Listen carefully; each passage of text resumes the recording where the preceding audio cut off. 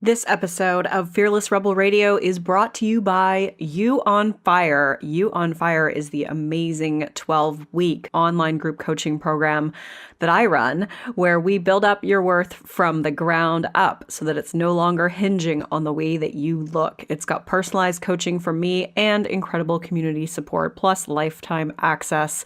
Get details on what's included in this program and sign up to be notified when doors open for the next cycle by going to summerinanen.com/you on fire. I would love to have you in that program and in that group.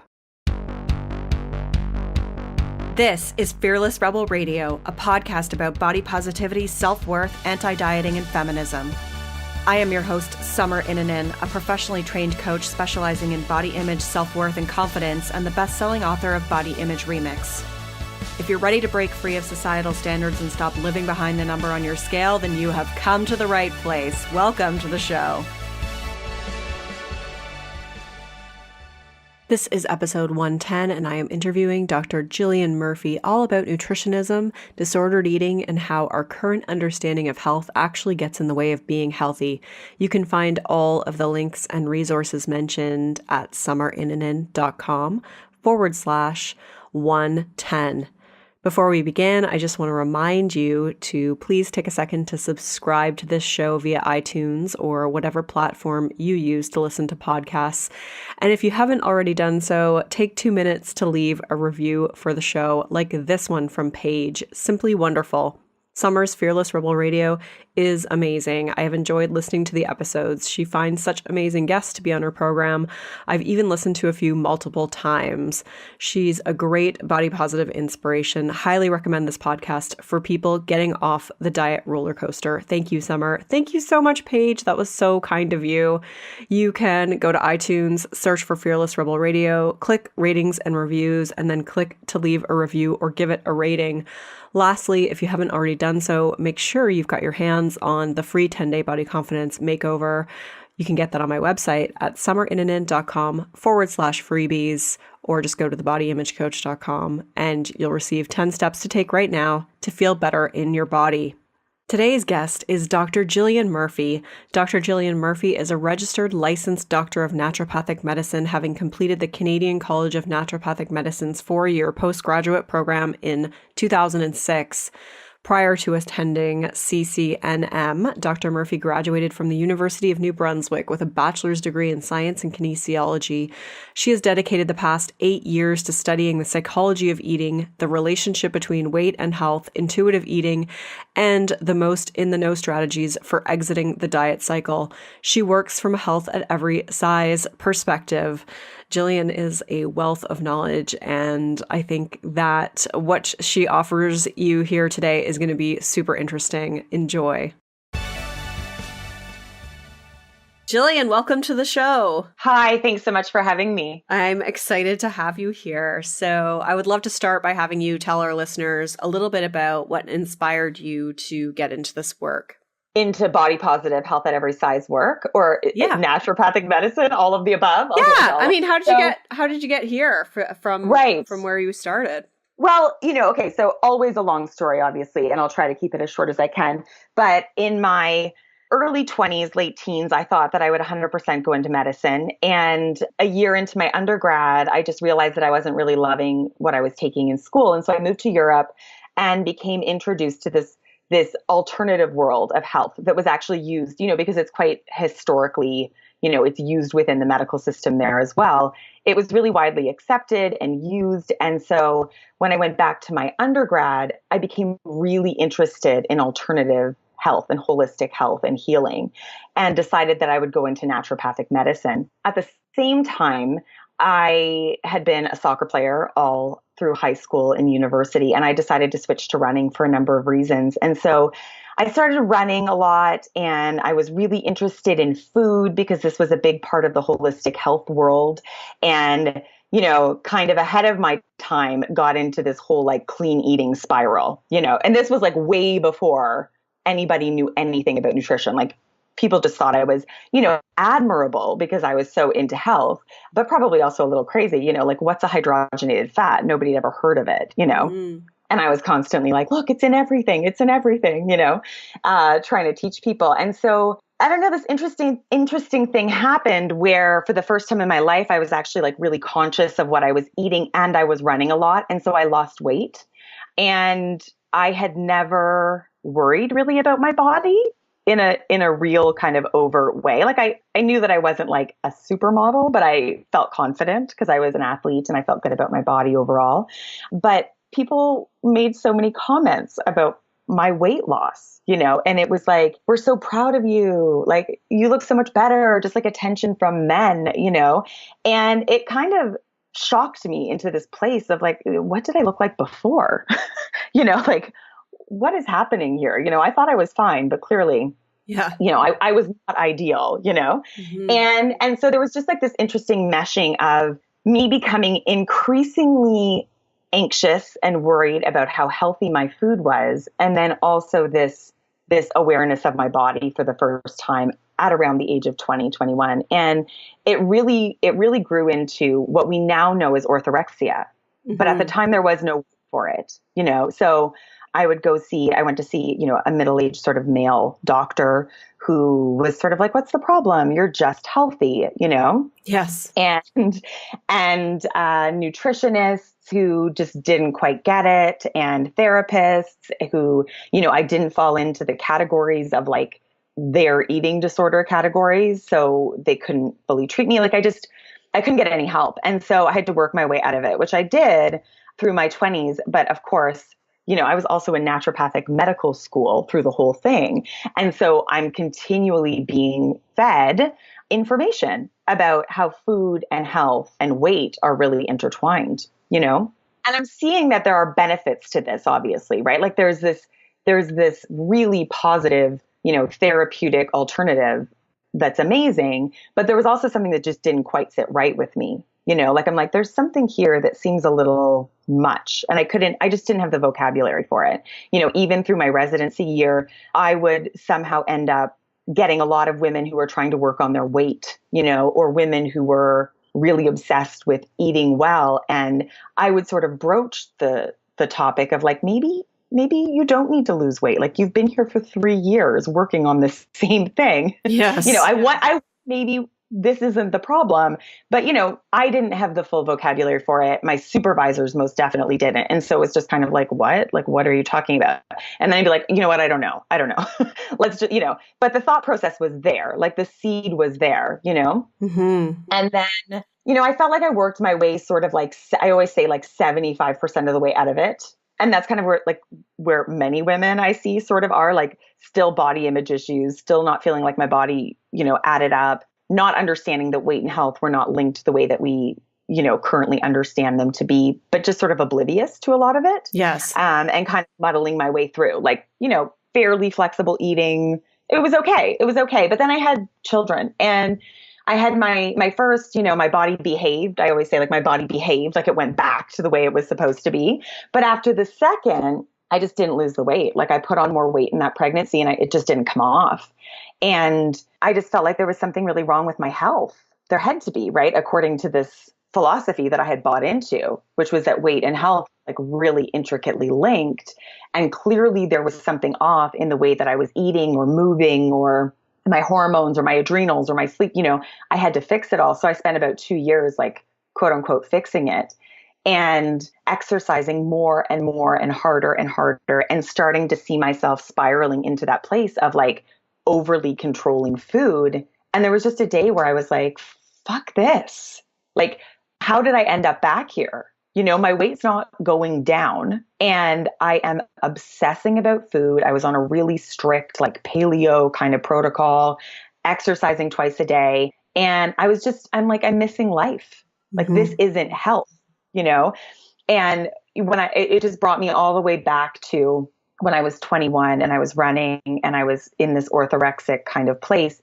And my running coach said to me, Jill, there's nothing healthy about being obsessed with health. Mm-hmm. And fully get it at that time. It stuck with me all through naturopathic school. It totally influenced the way that I work with people, like I have never been a naturopath, even when I didn't fully get, what I understand now about health and weight and food and how these things play together. I was never someone who put people on really restrictive diets or really focused on weight, because I just, this thing had always stuck with me that if you have to be this obsessed with health, that it may not actually be healthy. Yes. So at that point, I decided to reach out and get some help. And I worked with a mentor for like a short period of time. And, basically one of the most fundamental questions was like, as I took her through where I was at and where my weight was and how I ate and moved. And because even though, I was strict, I was still flexible. Like I had vowed I would never go back to where I was when I was 21. She just sort of asked the question, like, do you feel unwell? And I was like, wait a minute. No, I feel good. And, she's like, do you like objectively feel like you're at a high risk of like heart disease or heart attack or cancer or diabetes? And I was like, no, absolutely not. Like I move and I eat well and, I have fun. And, and she just sort of said like, I think you're okay. Like, I think you're healthy. I'd had blood work done. I had done all of the things to check on my health. Yeah. And it was just so interesting to me because that was like never an option on the multiple choice test of health. Like, you're fine. Like your weight is higher. Like your weight's higher than it's ever been, but you're fine. Like you're actually okay. Mm-hmm. It was revolutionary. It's a simple question. Like what if maybe you're fine? I was like, what if maybe I'm fine? I'm fine, And then obviously, then you have to pull apart all of the underlying things that you've believed for so long, right? So that was the shift moment. And then, from that point on, it's really been like a 7-year re-education in weight and health and how food and exercise, how they play into it and how they don't. And essentially, I had a very general naturopathic practice, and it very, very slowly sort of went in the direction of just working with women until I got to the point where I realized it was actually really difficult to do kind of health at every size, helping women break out of obsessive patterns around food and disordered patterns with food and body image, and also be working with patients who really require sort of like some therapeutic food work and diet. Like it was confusing for patients and it was hard for me. Yes. So a couple of years ago, I just really closed down that part of the practice. Although, I still refer people to naturopaths all the time. I really just focus on sort of intuitive eating, body image, and breaking out of sort of like disordered, obsessive patterns with food. Mm-hmm. Well, so I'm so glad that you shifted that way. And I think, that part of in your story about just kind of realizing, wait a minute, maybe there is nothing wrong with me is so, I think that's going to resonate with so many people, because I think that so many of us think that we're problems that we need to be fixed because of the size of our body or because our bodies aren't doing what we think they should be doing. And the reality is just that we don't need to be like, we're fine. It's exactly as you said. And I just feel like that's so important. And what more, and the next question is, even if I wasn't, like, what more could I possibly do? Mm-hmm. Like, even if this extra weight that I had on, like all of my blood work was good, my energy's good, my body feels good. So even if this weight were actually a problem, like what more could I possibly do? Like I was already going into a place of, dangerously treading the line of getting into disordered eating again, which we know triggers other unhealthful behaviors. Like it's sort of like, as an adult, I guess I have the choice to go that direction. I could decide to dedicate all of my time and energy and creativity and thought process. But, for me, that was not an option. That is not how I want to live my life. And I'm always really clear with the women I work with, because they do tend to, want to hang on to this idea of like, but I want to get it off, and it's like, well, you're an adult and you can choose to focus all of your energy there, but that's typically not who I work with. Mm-hmm. I want to work with women who want to use their brains for other things. Yeah. And I think it's important to note too that like people just they don't know that there's another option, and diet culture really possesses people. So it's so hard. Like it's a hard decision to make, to get to a point where you say, all right, I'm done with it, because we've been so brainwashed. Yeah, I've had women sort of criticize when I have made comments about, I think I made a comment about when Oprah really sort of like bought into the whole Weight Watchers thing, and I posted about it. And I was, I tend to not go that direction. I try to really focus on the positive, but for whatever reason, it just really got me that day. And I posted something that was a bit critical of her. And a woman in in my private Facebook group was sort of like, don't you feel, though, that we should support all women, like that we should be supporting women in their efforts, whatever they choose to do and whatever choices they make? And I said, yeah, sure, as long as they know all of their choices and options, right? And diet culture doesn't actually, it puts you in a box so that you have one option and you have many different ways to choose that same option. Like I liken it to when my kids were really little and I wanted them to wear a hat in the winter, and I would offer them a red hat and a blue hat and a pink hat, and they could choose. And they thought it was great because they made the choice. I picked the pink hat when all I wanted them to do is put a hat on. And it's like, that's what diet culture does, is it gives you one option dressed up many different ways. And so yeah, I want to support women in their options and their choices, but I feel like my job is to make sure that they know all of their choices, all of the options, Yeah. And then if you want to keep dedicating yourself to the hamster wheel of diet culture, like, you're an adult, do what you will with your life. But again, generally, that's not who I work with, right? Like I work with women who, they'll use the term, there's just this missing piece. Yes. And I'm like, here's the missing piece. I know the missing piece, Yeah. The missing piece is turn around and see that there's actually like this whole world. Yeah. And there's nothing wrong with you. Of other options. There's nothing wrong with you. Yeah. So it's pretty great. So one of the things I really want to talk to you about is nutritionism and healthism. So can you first just define what nutritionism is? Sure. Yeah. So nutritionism is, it's a term that was coined by Georgie Scrinis, and it was made popular by Michael Pollan in his book, The Defense Against Food. And what it really describes is an ideology around nutrition that really predominates today, whereby, the industry made up of doctors and nutritionists and dietitians and naturopaths really encourages us to look at food in terms of nutrients, like in terms of the building blocks that are in food, right? It's like an ideology where we study the minutia of food. And then from there, when we get these, research-based evidence about the nutrients that are in food, we then go ahead and apply that information to make sweeping nutritional recommendations and, like quote unquote, nutritionally balanced diets. And, on the surface, it kind of seems like not that bad of an idea, right? It's like, okay, the more we know, the better, right? But the issue with it is that it takes food out of context. It takes it out of the cultural, ecological, kind of like the lived way that we actually eat food.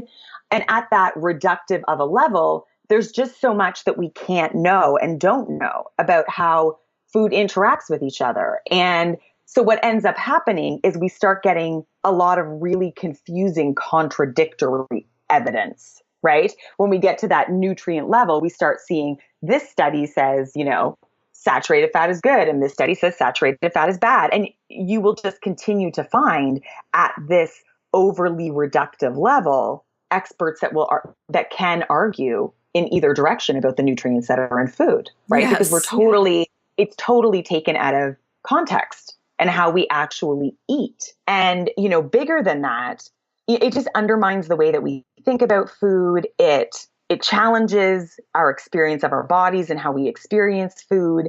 And, anyone who's read anything about intuitive eating understands that when we're focused on the numbers, we're disconnected from our bodies, right? And so this obsession with getting the numbers right and the nutrients right and the micros and the macros, it just disconnects us from that intuition and the wisdom of our bodies. Yeah, and it causes, think about how much time that takes, like all the thought process that has to go into that. If you're following some kind of protocol that's built from that, it, like, you think about how much energy that would drain from your life because you're essentially trying to do like a math equation. And I live my life like that. So I remember like I had an Excel Yeah. spreadsheet.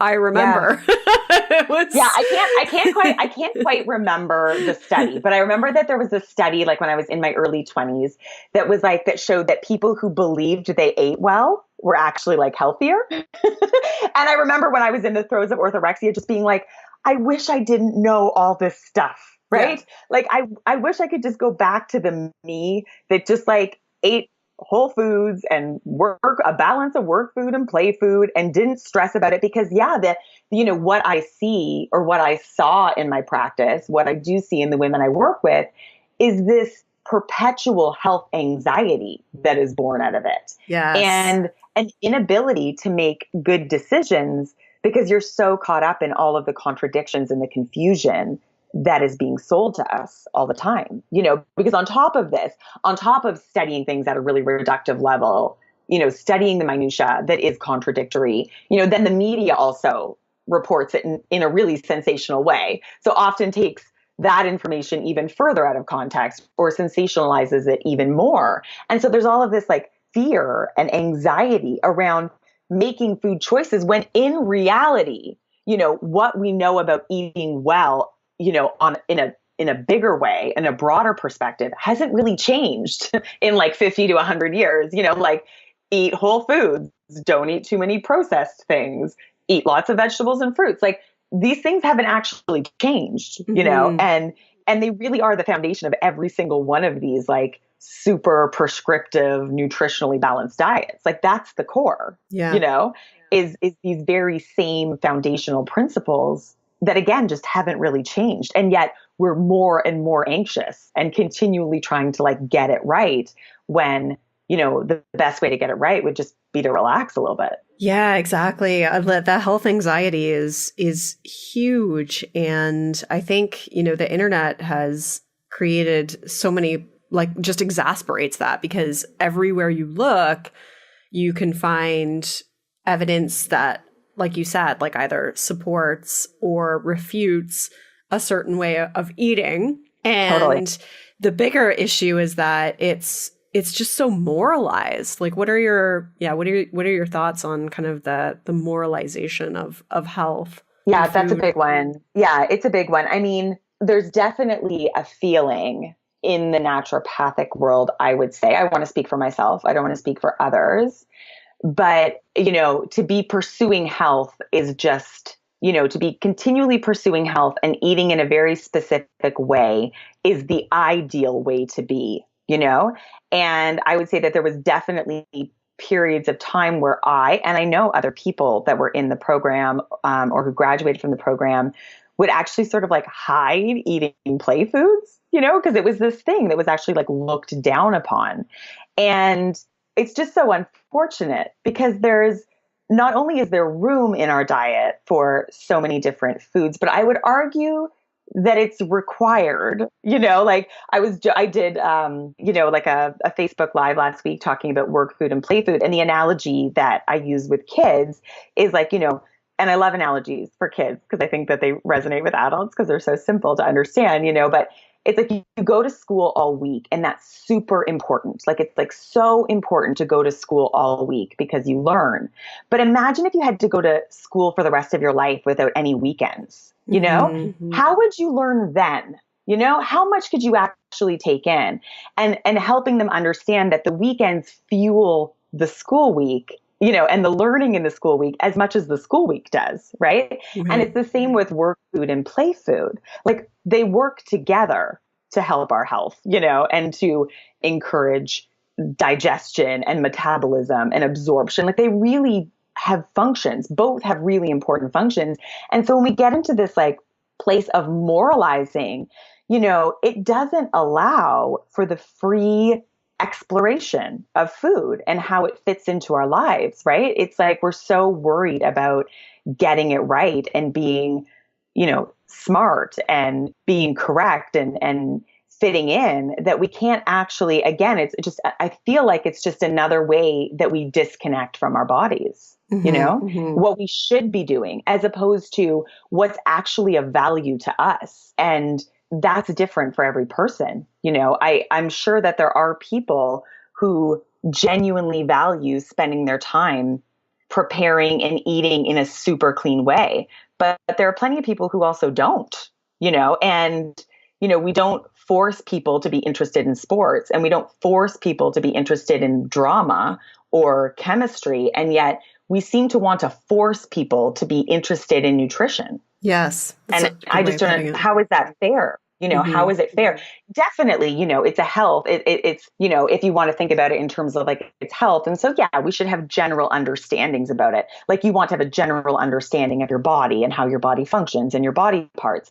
But you don't need to know, have a surgical level education in your body to be well, and it's the same with food. You don't need to have, this nutritionism level understanding of food in order to eat well. And in fact, it could actually do the opposite. Yeah, exactly. Because if it's making your mental health, if you're putting your mental health in a really bad position, or even your physical health, because you may have taken out so many nutrients or macronutrients or calories that your body actually needs. Like, I think that's one of the biggest things that I see with clients is that they still think they're eating too much. And I'm like, you're not eating enough. Like that's why you're still binging, is because there's this idea, especially for women, that we're supposed to eat these really small portions and, like not a lot of carbs or whatever.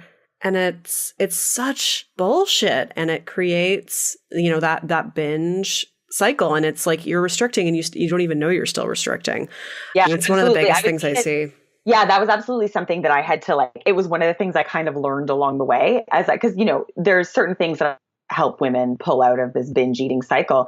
And yet, they, women who definitely have something going on with their health. So for health reasons have cut out certain things like gluten, for example, but then they don't replace it with enough carbohydrate, and they seem to believe that it's totally fine to just, eat really restricted carbohydrates in a really restricted way and then can't understand why they're staying in this reactive place with food. But that was something that it took me a little while to catch, because I thought, working out of some of these things. But yeah, definitely. I think that this, on top of being obsessed with, the nutrients that are in our food, quality of food, is it organic? Is it local? Where does it come from? And then also quantity, these things all, they're all part of the same package that pushes people, I believe, away from listening to their body. Because if you're not eating enough, your body's telling you you're not eating enough, Yes. Yeah. And you have to really be overriding things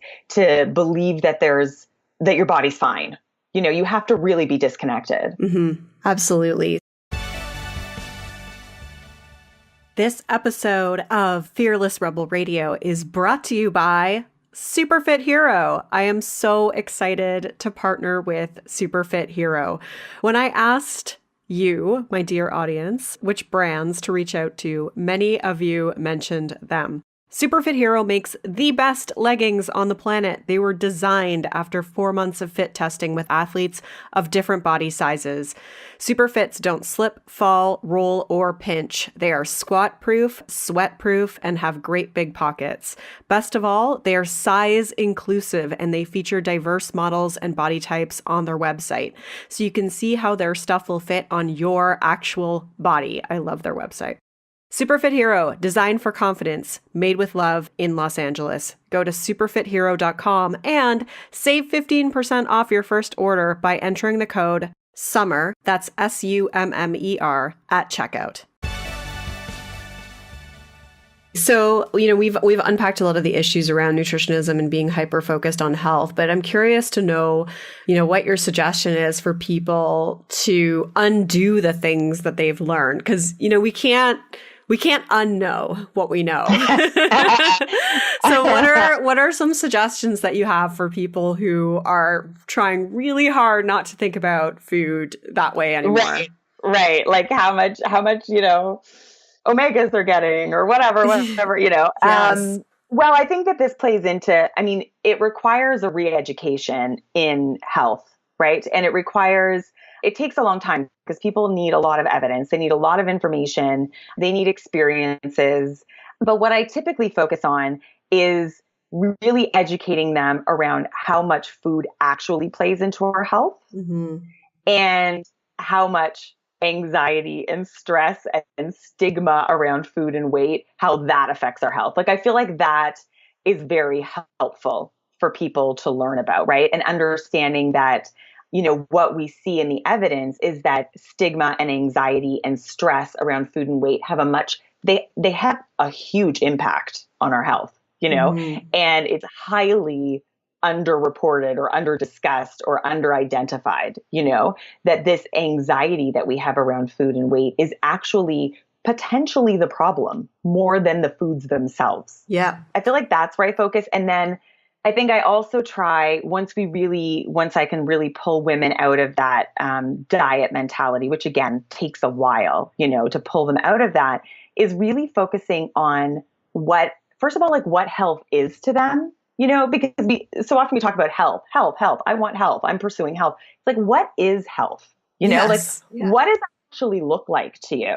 And often people can't, they can't really define it. It's this like pie in the sky unicorn that they're after, and they're not even totally sure. And so we talk about that, so if health is, having the resources, the mental, emotional, physical resources to live the life you want to live, what does that look like? How much energy do you think you would have? What kinds of things would you be doing through the day? How much time would you actually have to devote to food if that was only the means or the resource to get you living your life? Yes. The life that you really want to live. Like, that's not the life, that's not the ultimate goal. That's just the means to get there. So how much time do you actually want to dedicate to it? Do you want to spend all day in the kitchen? Do you want to spend all day Googling paleo recipes? Or do you want to find a simpler, more basic way to eat where you can maintain your energy levels and then live your life? Right? Yes. Yes. And still eat the things you want to eat, like when you want to eat them, which is so good. Right. And it's often a continuum, right? Like, there are some people who would want to dedicate more time to food and exercise. And then there's people who really don't want to dedicate that much time at all, And I mean, that's interesting too. I always find it very interesting when people are resistant to spending any time at all. I think that's also an interesting conversation to have because, ultimately, I think that as humans, we want to live fulfilling, happy lives, right? And it's difficult to live a really fulfilling, happy life when you feel bad. So when someone wants to spend no time working towards feeling mentally, emotionally, and physically well, that's a whole other conversation. But I don't see that as much. What I see is people who are actually like dedicating so much time and energy and effort to this thing that they think will bring the happy life, but they're actually missing out on the happy life because they're spending all of the time focusing on food and exercise, Yeah. So you talk about authentic health. What do you mean by that? Well, for me, it's like, so they talk about this in intuitive eating, but I feel like I have kind of changed it. So I don't want to attribute it to them because I feel like I have taken the idea that they had and then really shifted it. But I kind of think of it as a Venn diagram. Do you know what I'm talking about?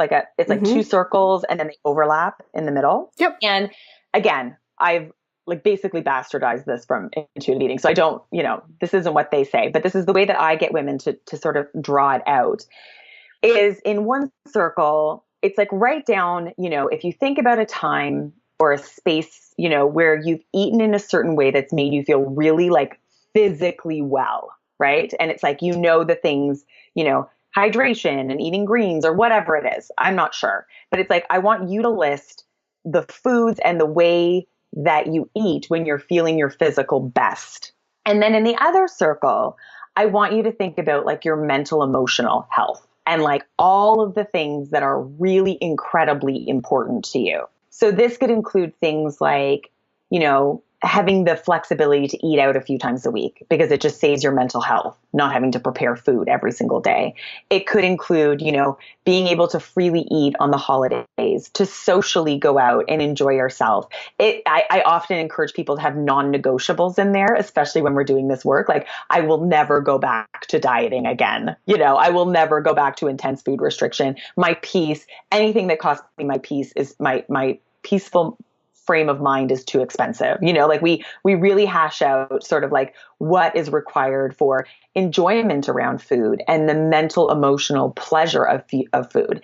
And then where those circles cross in the middle, like that's authentic health, So it's great in an ideal world to know that eating X, Y, Z makes you feel your physical best. But the reality is, the lived experience is that it's going to need to be probably more flexible than that in order to meet your whole health needs. Yes. Does that land? Does that make sense? It makes total sense to me, because I think most people are missing that circle on the right, if I'm picturing it correctly. Yes. I think everyone's, or most people at least, think that everything is determined by the physical health bubble. And as we know, and I think, I'm trying to remember the percentage. I know maybe you know it too, but Linda Bacon talks about it in her book, Body Respect. 17% or 18%. Yeah, it's something, it's less than 20% of our health is determined by, is it food and exercise that's in that percentage? I think it's not just food. I think anyways, it's in Body Respect for those of you looking for it. And Mark David from the Institute for the Psychology of Health also has a book.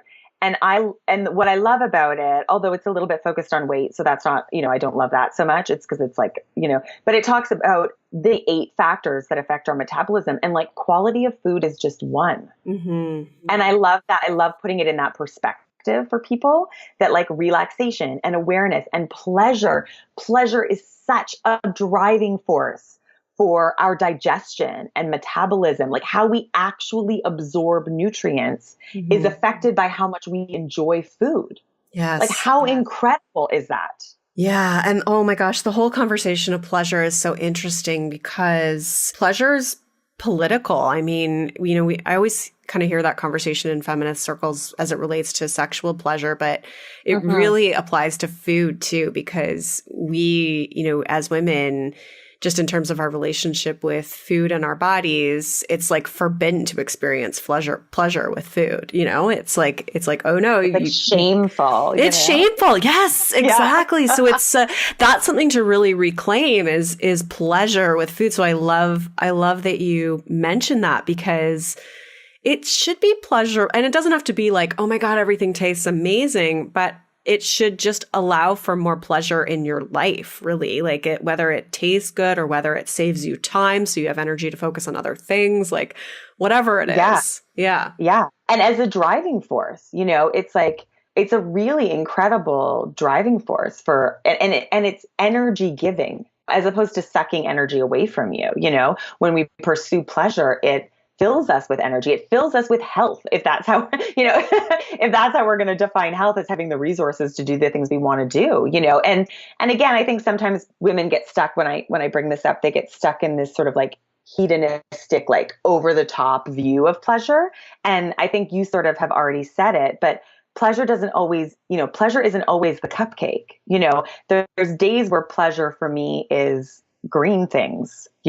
There's days where pleasure is chocolate, and there's days where pleasure is sweet potatoes. And, there's days where pleasure is, like you said, it doesn't even have to taste that good. It just needs to fill me up so I can keep doing the thing that, I'm in flow and I'm loving what I'm doing. And I just need to get something in my body so I can keep going. It's like pleasure can mean all kinds of things, and can fuel us in lots of different ways. Yeah. So I love the conversation around pleasure and this idea that, there are just so many things that fuel our metabolism and our digestion and our nutrition, our nutrient absorption, that have nothing to do with quality of food. The story that we're telling, the thoughts we're having, these things affect the way that we break down food.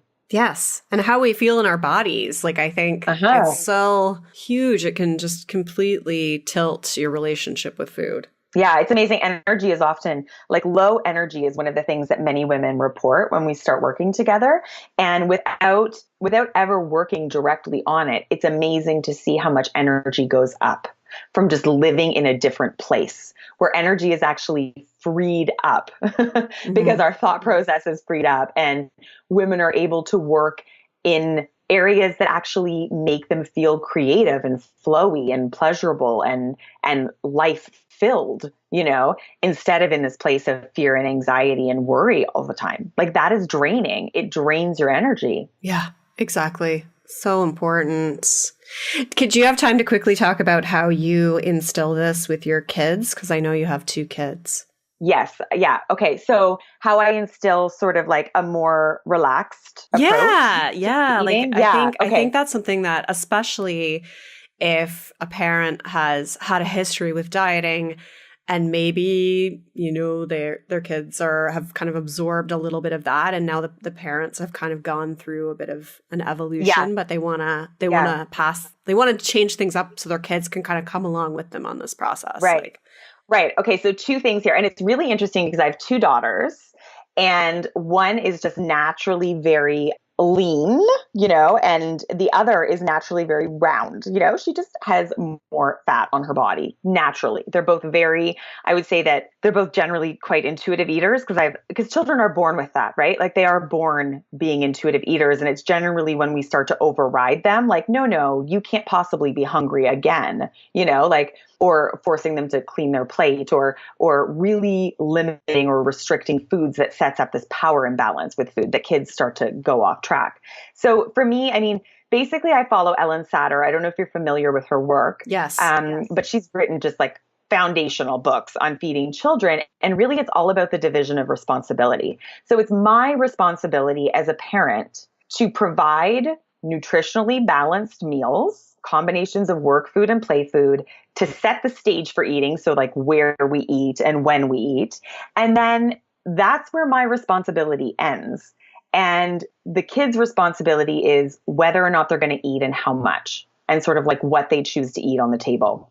Okay. And so I really adhere to this. Like I really stick with it. So we're not forcing them to eat things. We're not really being meticulous about how much they eat of one specific thing or another, because I know that kids generally, like, again, if they are provided with, mostly nutritious foods, they will naturally balance themselves out, but they'll balance themselves out over like weeks and months. Yes.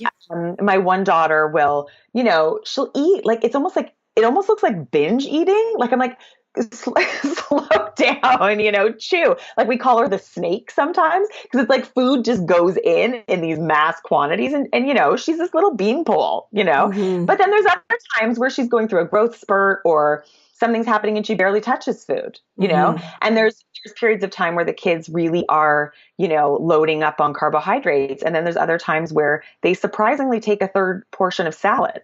But the point is we let them have that control over how much they eat. And that allows them to explore in a really non-judgmental way around food. The other thing is when we're out of the house, we just let it all go. So if they're at parties or holidays or whatever, it's like they can just pick and choose what they want to eat, If we go to a party and they eat, 2 clementines and like a piece of cake, great, But there are also plenty of times where it's really interesting to see our kids say, could you just take the piece of cake and put it away for later? Because I'm kind of full now. Like they don't have this compulsion to eat the play food because play food's always available, Yes. Play food and work food. And there really isn't a huge distinction except for how we culturally in the lived experience eat food, right? Which is that we generally eat work food more of the time, and again, I would say modeling is so huge, right? Like so much of the time because I do work with parents and kids, so much of the time you have to work with the parent. It's the parent actually has a misunderstanding about weight and health and where food falls into it. Yeah. And how do you help parents take weight stigma out of it? Because I don't know, it just kind of popped into my head when you were talking about your daughter who can just, sometimes eat whatever tons and she's a beanpole, but maybe if she wasn't a beanpole, a parent would, be kind of looking at it through a different lens because of weight stigma. So, how do you, which I think, obviously we really need to fight against. Yeah. And I would say that, the reality is it still pops up in me sometimes, right? Like I'm a human and I live in this culture and it doesn't matter that I do this work. Even doing this work, weight hate can pull up in us, and this, and the ideals of the culture. And so what I use them as an example a lot because every now and then I'll catch myself wanting to say no to Pippa. That's my like rounder, delicious daughter. I just love, she's just amazing. And, and they're a great example because they both eat intuitively and they're both in different bodies. And trying to force either one of them into the other's body would be a huge mistake, And so one of the examples that I'll use is when I catch myself in that place of wanting to say, like having that instinct to be like, no, it's to ask the question, if this were Winnie, if this were my other daughter, would I have this instinct? Yes. And if the answer is no, then this is weight stigma. Yes. Okay. She can eat the food. She can eat the fucking food because she is allowed to make food choices for herself, and her body shape should not be dictating what she's allowed to eat or not. Okay. Yes. And I'll use the same. It's like, and if they don't have, sometimes people don't have other children or they don't have different body types. It's like, would you say this to a kid who is in a straight-sized ideal body? Or would you think this? And if you wouldn't, then it's wrong. It's just wrong. Yeah. Because, the nutritional requirements, the nutritional recommendations and the exercise recommendations for a healthy kid should be the same for all kids, So if it's something that you wouldn't say, then it's probably not appropriate. That's so helpful. I'm so glad you shared that experience, because I feel like that's going to help a lot of people listening. I always get emails or comments in my Facebook group from parents who are kind of, trying to work this out with themselves and then also teach their kids. And it's a whole other level to pass it along. Right. And when it comes to kids, I would just say I don't know if we have to sort of wrap things up, but you got to. It's not just quantity of food. Like kids pick up when we're moralizing food. They pick up on it. And the research has shown that those kids end up, overriding their bodies later in life and end up struggling with food and weight more than if they are allowed to sort of develop their natural instincts around food. And one of my favorite things that Ellen Satter says that I repeat all the time is it's my goal to raise competent eaters, not healthy eaters. Kids who can exist in a world where there are all kinds of foods and who can listen to their bodies and make good choices for themselves. That is the goal. Yes. Oh, that's so good. Well, on that note, now we'll wrap it up, and I'll link to Ellen Satter in the show notes. So for those of you, her work is so amazing. It is. Yeah. I haven't read it, but it's my go-to for anyone who's a parent because it's just not my wheelhouse. And I've heard so many good things about it. So I'm glad that you endorse it as well. So yeah, with that being said, where can people find more of you and your work? Right now, I'm at www.kingstonnaturopath.ca, although that might change in the next few months. But the program that I run is called the Food Freedom Body Love Method. And you can Google that. I'm on Instagram as Food Freedom Body Love. I'm on Facebook as that. And, I'm actually launching a collective in the new year, launching in March, where we will be focusing on health from a health at every size, non-diet perspective in like that really beautiful, like juicy, cozy, pleasure-driven way that's so often forgotten about and difficult to find. So this is something that will be coming up, really shortly after this airs. Yes, because even though we said new year, it's actually, we're recording February. This in 2017. It's going to go live in 2018. So it'll be that stuff will be there really soon. And if you have the link for it when this goes live, then I'll send it. It'll be in the show. It'll be in the show notes. So check out the show notes for the link to that as well, because that sounds really great. Well, Jillian, thank you so much for being here today. This is such good information. I loved chatting with you, and also love that you're a fellow Canadian. Yeah, I know, amazing. Thank you so much for having me. I really appreciate you and your work and just everything that you're doing. Awesome. Thank you. Rock on. There was such good stuff in that episode. I hope you enjoyed it as much as I did. You can find the links mentioned at summerininen.com/110. Thank you again for being here today. I will see you next time. Rock on. I'm Summer Innanen, and I want to thank you for listening today. You can follow me on Instagram, Facebook, and Twitter at Summer Innanen. If you haven't yet, Go to Apple Podcasts and subscribe, rate, and review this show. I would be so grateful. Until next time, rock on.